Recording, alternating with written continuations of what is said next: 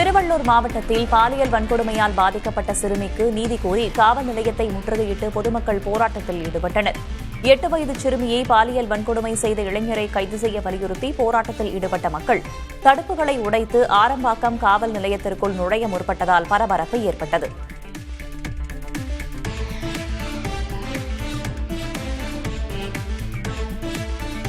திருவள்ளூரில் 8 வயது சிறுமி பாலியல் வன்கொடுமை வழக்கில் குற்றவாளியை பிடிக்க தமிழக காவல்துறையினர் ஆந்திர ரயில் நிலையங்களில் தேடுதலை தீவிரப்படுத்தியுள்ளனர்.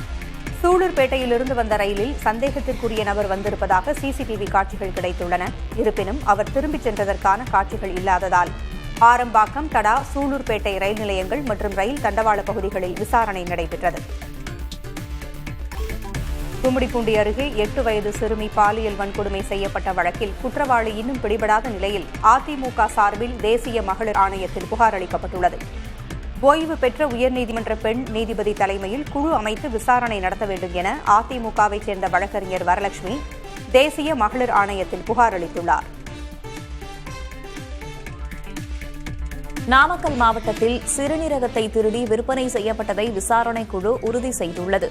சிறுநீரக விற்பனை தொடர்பாக பெண் ஒருவரின் வீடியோ வெளியான நிலையில் சுகாதார திட்ட இயக்குநர் வினித் தலைமையில் விசாரணை குழு அமைக்கப்பட்டது. அது தொடர்பாக நாமக்கல் மாவட்ட ஊரக நலப்பணிகள் இணை இயக்குநர் நடத்திய விசாரணையில் 6 பேரின் சிறுநீரகங்கள் விற்கப்பட்டிருப்பது தெரியவந்துள்ளது.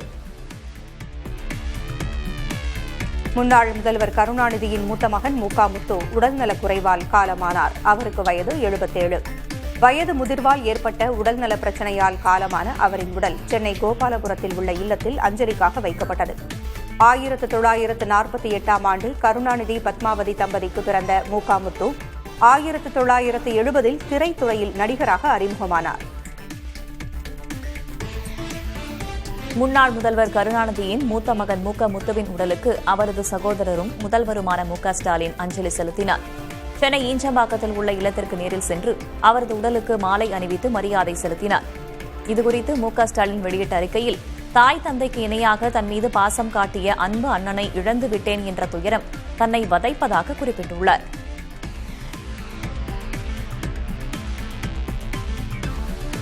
பொறியியல் கலந்தாய்வில் முதற்கட்டமாக 19,193 மாணவர்களுக்கு சேர்க்கை ஆணை ஒதுக்கீடு செய்யப்பட்டுள்ளது. சேர்க்கை ஆணை பெற்றவர்கள் ஜூலை 23ஆம் தேதிக்குள் கல்லூரியில் சேர அறிவுறுத்தப்பட்டுள்ளது.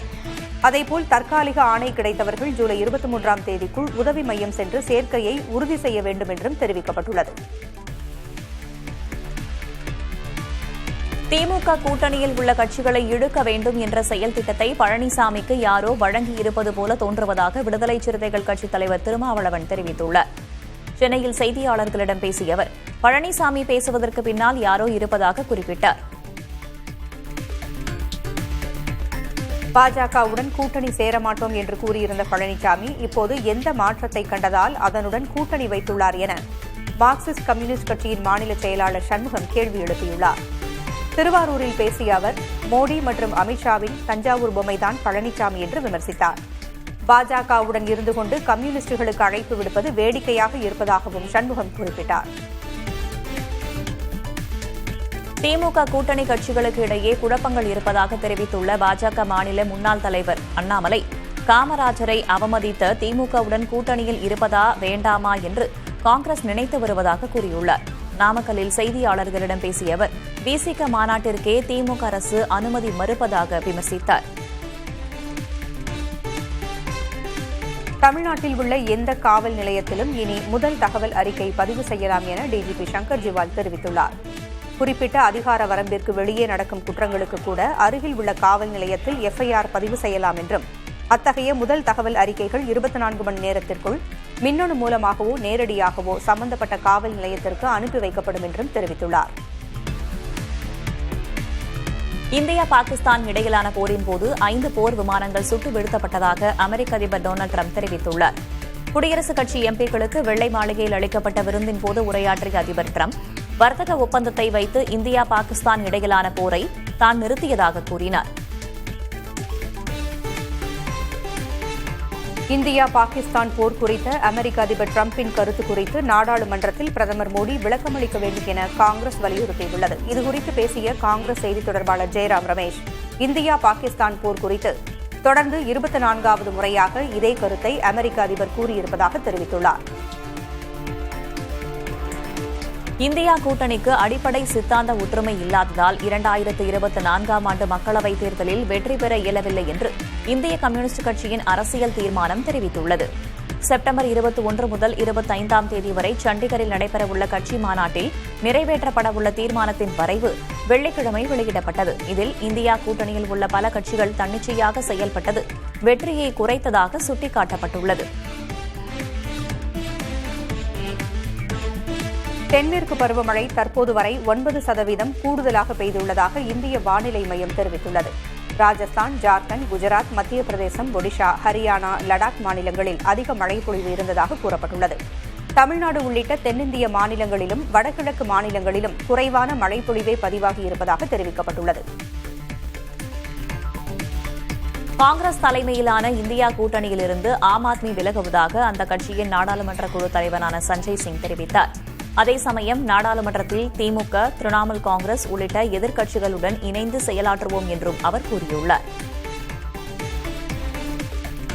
பீகாரில் தனித்து போட்டியிட உள்ளதாக ஓவைசியின் கட்சி அறிவித்துள்ளது. பாஜக கூட்டணிக்கு சாதகமாக பார்க்கப்படுகிறது. மாநிலத்தில் பாஜகவிற்கு எதிரான காங்கிரஸ் கூட்டணியில் இணைய தயாராக இருப்பதாக அசாதுதீன் ஓவைசி வெளிப்படையாக அறிவித்தும் அவருடன் கைகோர்க்க காங்கிரஸ், ராஷ்டிரிய ஜனதா தளம் கூட்டணி முன்வரவில்லை. எனவே பீகார் தேர்தலில் 3ஆம் அணி அமைத்து போட்டியிட உள்ளதாக ஓவைசி அறிவித்துள்ளார். இந்தியா, அமெரிக்கா இடையிலான வர்த்தக ஒப்பந்தத்தை இறுதி செய்வது தொடர்பான 5வது சுற்று பேச்சுவார்த்தை நிறைவடைந்தது. அதில் பங்கேற்ற வர்த்தகத்துறையின் சிறப்பு செயலாளர் ராஜேஷ் அகர்வால் உள்ளிட்டோர் நாடு திரும்பியுள்ளனர்.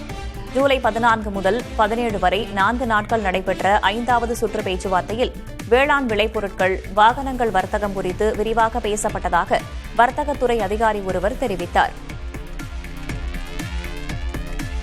கர்நாடக போக்குவரத்து கழக ஊழியர்கள் வேலைநிறுத்த போராட்டத்தில் ஈடுபட்டால் அவர்கள் மீது எஸ்மா சட்டம் பாயும் என மாநில அரசு அறிவித்துள்ளது. ஊதிய உயர்வு உள்ளிட்ட கோரிக்கைகளை முன்வைத்து கர்நாடகாவின் 4 முக்கிய போக்குவரத்து கழகங்கள் ஆகஸ்ட் 5ஆம் தேதி முதல் காலவரம்பற்ற வேலைநிறுத்த போராட்டத்தை அறிவித்துள்ளன. அப்படி போராட்டத்தில் ஈடுபட்டால் எஸ்மா சட்டத்தின்படி அனைவரும் கைது செய்யப்படுவர் என அம்மாநில அரசு எச்சரித்துள்ளது. இந்தியாவிலேயே தயாரிக்கப்பட்ட முதல் செமிகண்டக்டர் சிப்கள் இன்னும் சில மாதங்களில் அறிமுகம் செய்யப்படும் என்று மத்திய மின்னணுத்துறை அமைச்சர் அஸ்வினி வைஷ்ணவ் தெரிவித்துள்ளார். செமிகண்டக்டர் சந்தையில் இந்தியா முக்கியத்துவம் மிக்க இடத்தை அடையும் இலக்கை நோக்கி செயல்பட்டு வருவதாக அவர் கூறினார். 6 இடங்களில் செமிகண்டக்டர் ஆலைகள் அமைக்கப்பட்டு வருவதாகவும் அமைச்சர் தெரிவித்தார்.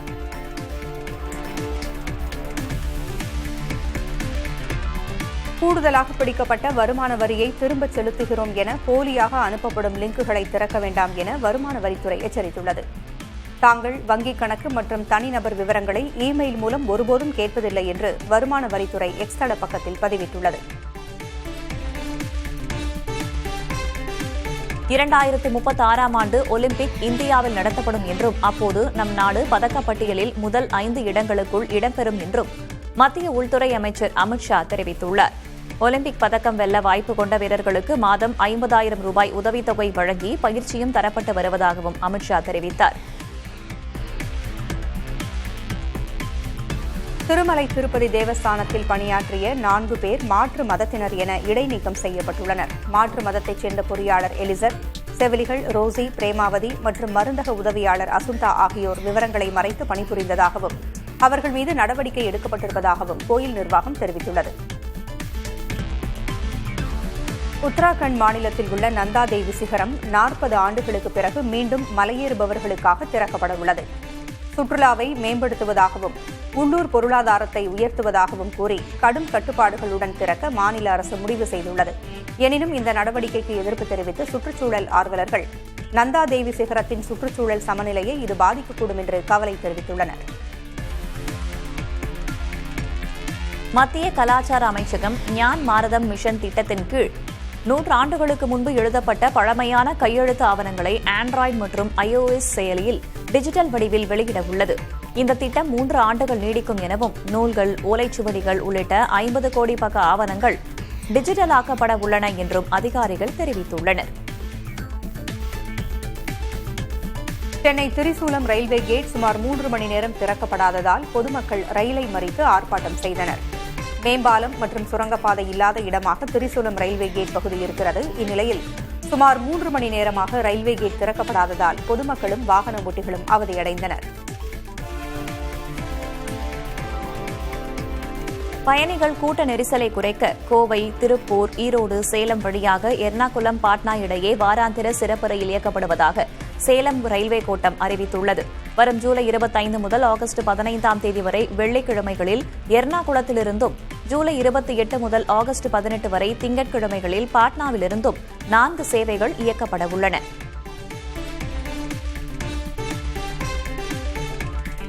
குற்றால அருவிகளில் வெள்ளப்பெருக்கு ஏற்பட்டுள்ளதால் அங்கு குளிக்க தடை விதிக்கப்பட்டுள்ளது. தென்காசி மாவட்டத்தில் மேற்கு தொடர்ச்சி மலைப்பகுதிகளில் கனமழை பொழிந்து வருகிறது. இதனால் மேற்கு தொடர்ச்சி மலை அடிவாரத்தில் உள்ள குற்றால அருவிகளில் தண்ணீர் ஆர்ப்பரித்துள்ளது.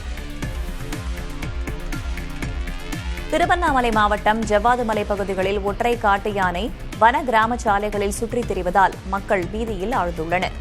வனத்துறை விரட்டியும் மீண்டும் கிராம பகுதிகளுக்குள் யானை நுழைந்துள்ளதால் ஜம்னாமரத்தூர், கோமட்டி, அத்திப்பட்டு உள்ளிட்ட பகுதிகளில் வசிக்கும் மக்கள் வீடுகளை விட்டு வெளியே வருவதற்கு அச்சப்படும் நிலை ஏற்பட்டுள்ளது.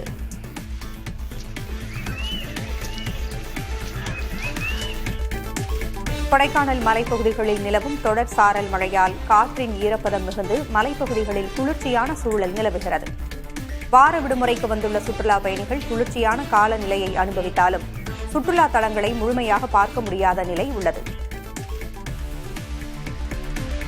உதகையில் பெய்து வரும் கனமழை மற்றும் பலத்த காற்றின் காரணமாக வனத்துறையின் கட்டுப்பாட்டில் உள்ள பைன் ஃபாரஸ்ட், 8வது மைல் ட்ரீ பார்க் மற்றும் அவலாஞ்சி ஆகிய சுற்றுலா தலங்கள் தற்காலிகமாக மூடப்பட்டுள்ளன.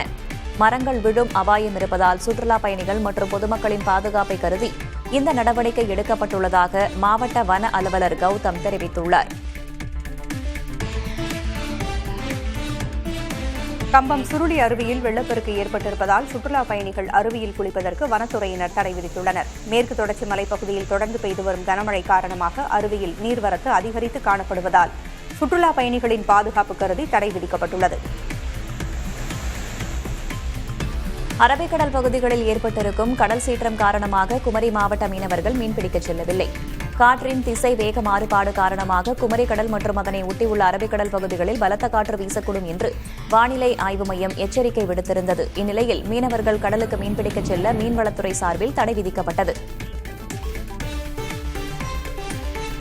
தூத்துக்குடி திரேஸ்புரம் நாட்டுப்படகு மீன்பிடி துறைமுகத்தில் வரத்து அதிகமாக காணப்பட்டதால் மீன்களை வாங்க பொதுமக்கள் குவிந்தனர். விடுமுறை தினம் என்பதால் மீன்களை வாங்க நாட்டுப்படகு மீன்பிடி துறைமுக ஏலக்கூடத்தில் பொதுமக்களின் கூட்டம் அதிகமாக காணப்பட்டது. மீன்களின் வரத்து அதிகரித்ததோடு நல்ல விலையும் கிடைத்ததால் மீனவர்கள் மகிழ்ச்சியடைந்தனர். ஆடி மாதம் தொடங்கிய நிலையில் திருவள்ளூர் மாவட்டம் திருத்தணி முருகன் கோவிலில் காவடிகளுடன் ஆயிரக்கணக்கான பக்தர்கள் குவிந்து சாமி தரிசனம் செய்தனர். அடுத்த மாதம் ஆடி கிருத்திகை விழா நடைபெறவுள்ள நிலையில் தமிழகம் மட்டுமின்றி ஆந்திரா, கர்நாடகா போன்ற வெளிமாநில பக்தர்களின் வருகையும் அதிகரித்துள்ளது. பாதுகாப்பு ஏற்பாடுகளும் பலப்படுத்தப்பட்டுள்ளன. பார்வை மாற்றுத்திறன் மாணவர்களுக்காக செயற்கை நுண்ணறிவு தொழில்நுட்பம் கொண்ட கண்ணாடிகள் அறிமுகம் செய்யப்பட்டுள்ளன. ஹொசூர் லயன்ஸ் கிளப் மற்றும் மக்னம் தொண்டு நிறுவனம் சார்பில் 35,000 ரூபாய் மதிப்பு கொண்ட இந்த கண்ணாடிகள் மற்றும் ஸ்மார்ட் போன்கள் பர்கூர் பார்வையற்றோர் பள்ளி மாணவர்களுக்கு வழங்கப்பட்டுள்ளன. இஸ்ரேலின் கொடூர தாக்குதலுக்கு ஆளாகி இருக்கும் காசாவிலிருந்து வெளியாகி வரும் காட்சிகள் கண்கலங்க வைக்கும் வகையில் உள்ளன. ஒரு சிறுவன் தன் தாயுடனும் சகோதரனுடனும் சாலையில் நடந்து வரும்போது திடீரென பின்னாலிருந்து குண்டு சத்தம் கேட்கிறது. அடுத்த நொடி தாயும் பிள்ளையும் இருவேறு திசைகளில் தெரித்து ஓடுகின்றனர். இந்த காட்சிகள் இஸ்ரேலின் கொடூர தாக்குதலை வெளிப்படுத்தியுள்ளன. காசாவிலிருந்து மேலும் 10 பிணை கைதிகள் விடுவிக்கப்பட உள்ளதாக அமெரிக்க அதிபர் டொனால்டு டிரம்ப் தெரிவித்துள்ளார். வெள்ளை மாளிகையில் குடியரசுக் கட்சி எம்பிக்களுடனான விருந்தில் பங்கேற்ற அதிபர் டிரம்ப் பிணை கைதிகளை விடுவிக்கும் முயற்சிகளில் ஈடுபட்டுள்ள சிறப்பு பிரதிநிதி ஸ்டீவை பாராட்டினார். இஸ்ரேல் சிரியா இடையே போர் நிறுத்த ஒப்பந்தம் அமலுக்கு வந்துள்ளது. சிரியாவின் டமாஸ்கஸ் நகரில் சில நாட்களுக்கு முன்பு இஸ்ரேல் வான்வழி தாக்குதல் நடத்தியது. அதில் குழந்தைகள் உட்பட 300க்கும் அதிகமானோர் உயிரிழந்தனர். சிரியாவில் சிறுபான்மையினராக உள்ள ட்ரூஸ் மக்களின் பாதுகாப்பை உறுதி செய்ய வேண்டும் என்று இஸ்ரேல் தெரிவித்திருந்தது. தாக்குதல் அதிகரிக்கப்படலாம் என்ற அச்சம் எழுந்த நிலையில் இரு நாடுகளிடையே போர் நிறுத்த ஒப்பந்தம் அமலுக்கு வந்துள்ளது. சீன பொறியாளர்களை கொண்டு அமெரிக்க ராணுவத்திற்கு தொழில்நுட்ப உதவிகள் வழங்குவதை நிறுத்திக் கொண்டதாக மைக்ரோசாப்ட் அறிவித்துள்ளது. சீன பொறியாளர்களால் முக்கியத்துவம் வாய்ந்த தரவுகள் கையாளப்படுவது பாதுகாப்பு அச்சுறுத்தல் என புலனாய்வு தகவல் வெளியானதை அடுத்து இந்நடவடிக்கை எடுக்கப்பட்டுள்ளது.